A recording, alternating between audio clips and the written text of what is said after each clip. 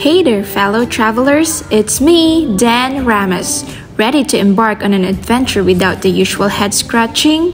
In today's video, we are spending a whole day in Baguio. That means we are seeing the famous church, hiking the Yellow Trail, eating at Cafe Stella, hitting the night market food, and even going clubbing at Ampersand.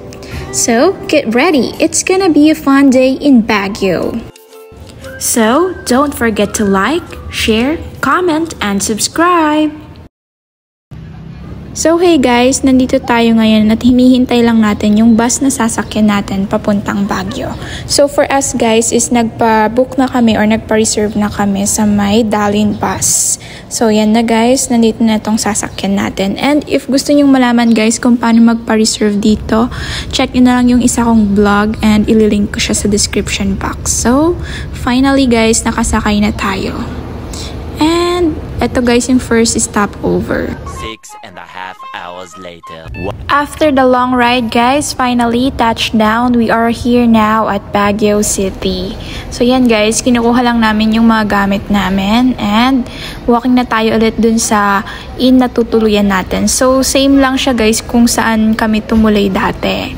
And dun lang din ulit kami. So yan guys. So guys, ito na yung binook namin kasi very convenient. Malapit na siya sa terminal and talagang harap lang siya guys. And ito na siya. So dito tayo sa may South Terminal Inn, nagpa-book ulit. So akit na tayo guys. So guys, mas maaga nga pala kaming dumating. Around 4:30 AM na ata ito.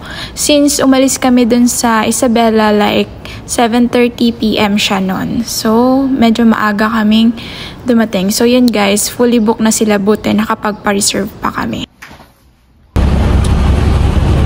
Guys, so where are we going? We're going to Yellow Trail. Yes, let's go!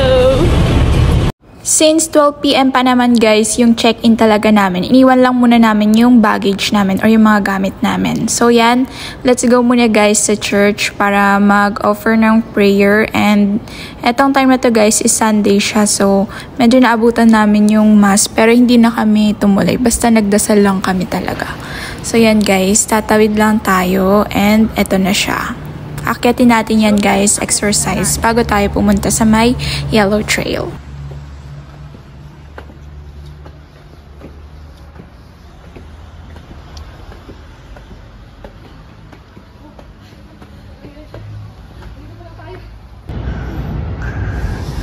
So guys, konti na lang, makakakyat na tayo. Nakarating na tayo dito at yan na yung simbahan.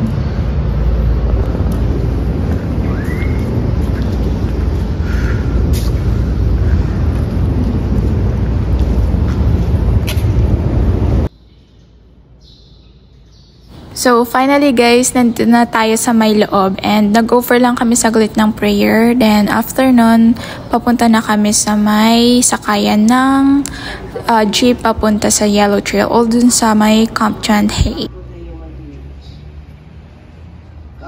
So guys, after namin dito is we're going to Burnham Park. So yan guys, since medyo maaga pa talaga siya is nag-decide muna kaming pumunta sa Burnham Park, which is maglalakad-lakad or mag-iikot-ikot lang muna kami dun or take some photos. And then proceed na tayo sa may jeep kung saan nakaparada yung mga sasakyan papuntang Camp John Hay. And by the way guys, mula dyan, merong daanan dun papasok sa may Burnham. So let's go!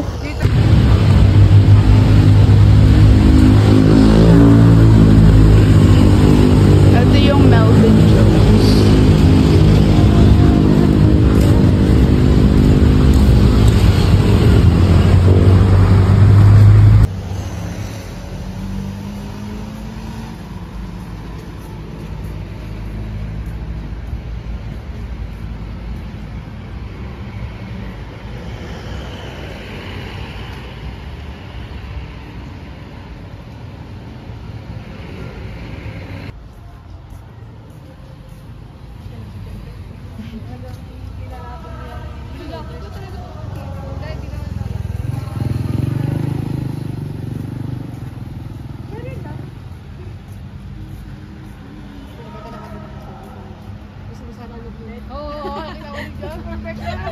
Wala tayo nang nakikita. Gusto ko nga sa'yo, papatali sila pa hari. Opo, hindi ba? Tama sa nilo. Alam mo, baka nilalakad na may tapang mo kayo. Hindi siya makalakad, makadaan-daan. Pinabagal siya.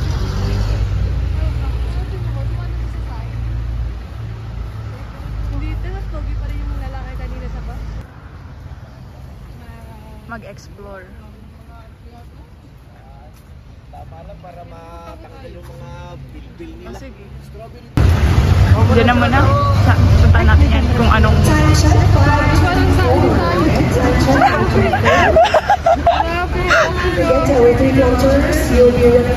So guys, hindi pala kami mag-yellow trail. Fun run pala. Always make sure to run on the right. Sakto nakaano tayo. Don't forget to look forward at the turn. Say hello, make a friend today.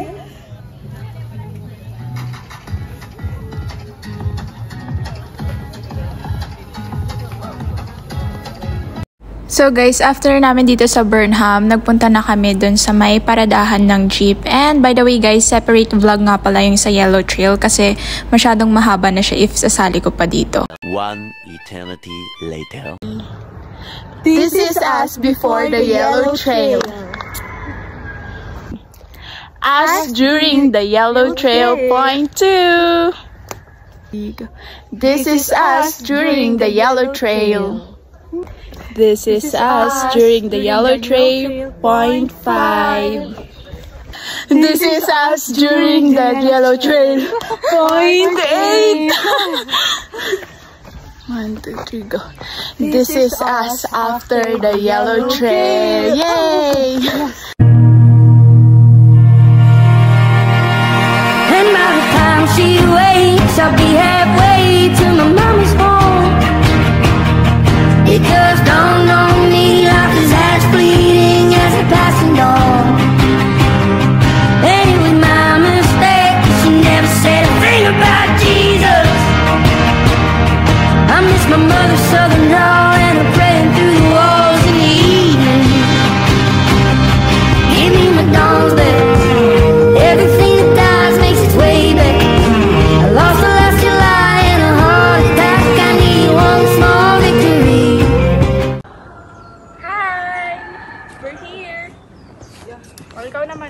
2,000 years later. And so guys, like around 10 a.m. or 11 a.m. na ata kami natapos mula sa Yellow Trail. So, bumalik lang kami sa hotel or sa inn para mag-check-in and mag-freshen up. Kasi now, ang ruta naman natin or ang pupuntahan naman natin is yung Cafe Stella. And by the way guys, kung paano nga ba pumunta dun, basta ipin nyo na lang guys yung John Mark Drugstore. Malapit siya sa may BPI. And then, ang sasakyan yung jeep is yung may nakasulat na Subkil. And ang fare nga pala guys, ang pamasahe is 28 pesos. So guys, yung jeep pala nag-start sila 7:30 a.m. to 8 a.m. yung first trip. And kung mag-jeep kayo guys, make sure nyo lang na 4:30 kasi yung last trip nung sa mga jeep is dapat nandun na kayo or nakauwi na kayo mula sa Cafe Stella. And guys, huwag nyo palang kalimutang sabihin sa driver na i-drop kayo sa may Cafe Stella. Alam na nila yun guys. Basta ang sasakyan yung jeep ay ang may karato lang nakalagay na Subkil. Ang fare ay 28 pesos. So guys, kapag nandito na kayo, ibig sabihin malapit na kayo guys dun sa may paradahan ng jeep papuntang Cafe Stella. And by the way guys, kasama nga pala namin dito is yung high school friend namin. So kikitain namin siya papunta dun. So kasama natin siyang pupunta sa may Cafe Stella. And yan na yung mga jeep guys. One eternity later. So guys, finally after 30 minutes of jeep ride, nandito na tayo sa may Cafe Stella. So guys, ayan, pasukin na lang natin. And yan yung friend namin guys. So guys, worth it naman kahit yung daan is nakakahilo talaga siya and very Instagrammable guys itong place. Kaya dapat ready kayo sa mga picturean and very outfit talaga ang atake natin. So guys, itong place is perfect talaga for couples, for dates, for friends, for barkadas. And maganda guys dito mag-catch up kasi iba yung vibe niya and talagang nakakasosyal guys. And look at this view guys. Napakaganda.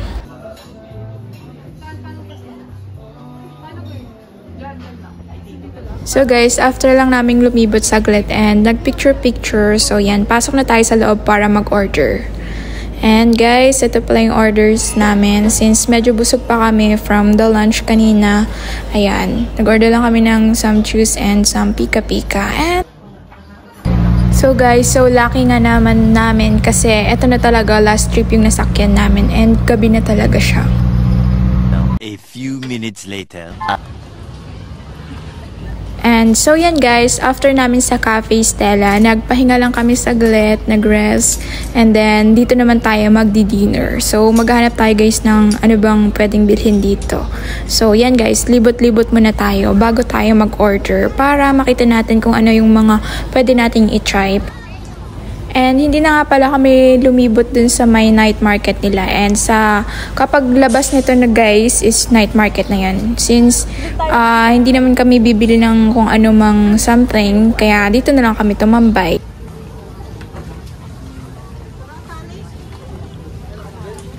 So guys, dito pala kami nag-order ng tonkatsu.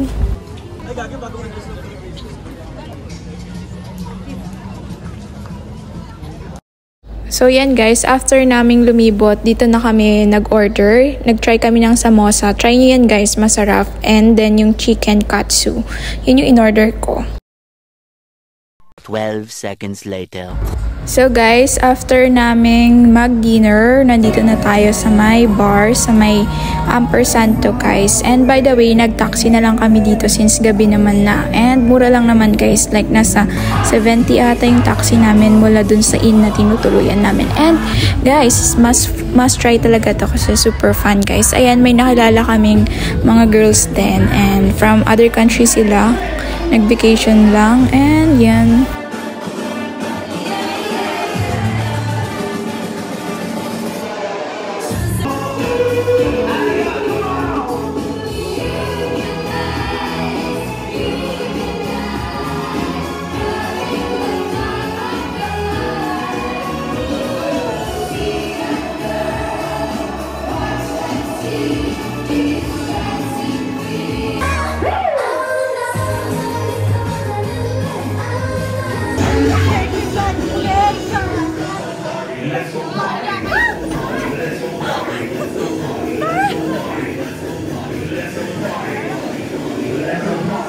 Tomorrow. Guys, after naming mag-party kagabi, maaga kaming gumising para bumili ng pampasalubong kasi in the next vlog guys, pupunta na tayong LU. So that's it guys, see you! If you love this adventure, don't forget to give it a thumbs up and subscribe for more travel tales. Where should I go next? Let me know in the comments below. Until next time, keep wandering and discovering the beauty the world has to offer. Safe travels!